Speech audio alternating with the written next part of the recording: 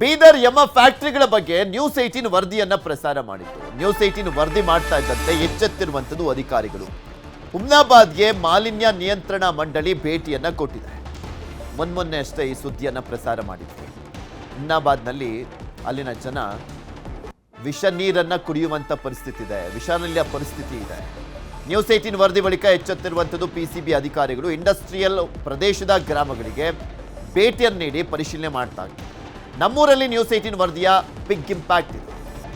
ಹಳ್ಳಕ್ಕೆ ಬಿಡ್ತಾ ಇರುವಂಥ ಕಾರ್ಖಾನೆಯ ತ್ಯಾಜ್ಯ ನೀರು ಸಂಗ್ರಹ, ಇಂಡಸ್ಟ್ರಿಯಲ್ ಏರಿಯಾದ ಕಾಲುವೆ, ದುಮ್ಮನಸೂರ್, ಮಾಣಿಕ್ ನಗರ, ಬ್ರಿಡ್ಜ್ ಸೇರಿದಂತೆ ಹಲವೆಡೆ ನೀರನ್ನ ಸಂಗ್ರಹ ಮಾಡಲಾಗ್ತಾ ಇದೆ.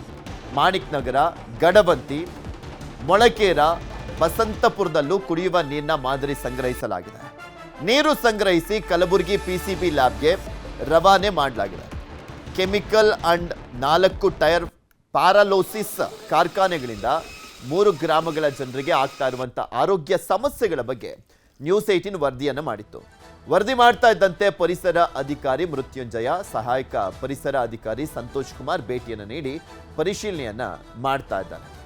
ನಾವು ಪ್ರಮುಖವಾಗಿ ಬೀದರ್ ವಿಚಾರಕ್ಕೆ ಸಂಬಂಧಪಟ್ಟಂತೆ ನೋಡೋದಾದ್ರೆ, ಬೀದರ್ನ ಪರಿಸರ ಸಚಿವರು ಈಶ್ವರ್ ಖಂಡ್ರೆ, ಉಸ್ತುವಾರಿ ಸಚಿವರು ಅವರೇ.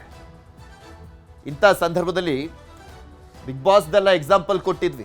ಬಿಗ್ ಬಾಸ್ ಒಂದು ವಿಚಾರವನ್ನ ಇಟ್ಕೊಂಡು ಮಾಧ್ಯಮದಲ್ಲಿ ಹೈಪ್ ಆಗುವಂಥ ಸಂದರ್ಭದಲ್ಲಿ ಅಂಥ ಸುದ್ದಿಗಳನ್ನು ಚೆನ್ನಾಗಿ ನೋಡ್ತೀರಾ, ನಿಮ್ಮೂರಲ್ಲೇ ಆಗ್ತಾ ಇರುವಂಥದ್ದು ಯಾಕೆ ಗಮನ ಹರಿಸ್ತಾ ಇಲ್ಲ ಅಂತ.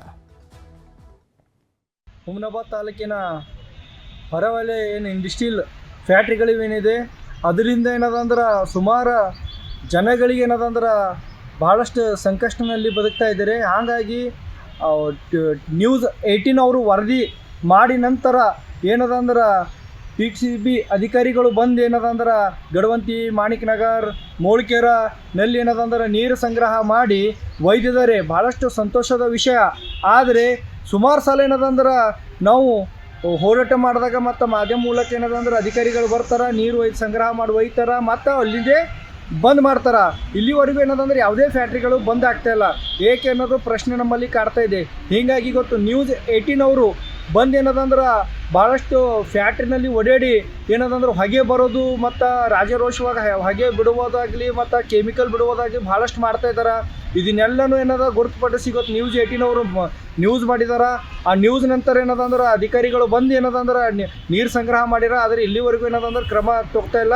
ಮುಂದೆ ಬರೋ ಅಂಥದ್ದಿಂದಲೇ ಕಂಪನಿಗಳು ಬಂದ್ ಆಗಲಿಲ್ಲ ಅಂದ್ರೆ ಇವ್ರ ವಿರೋಧ ಏನದಂದ್ರೆ ನಾವು ಹೋರಾಟ ಮಾಡಬೇಕಂತ ಹೇಳು.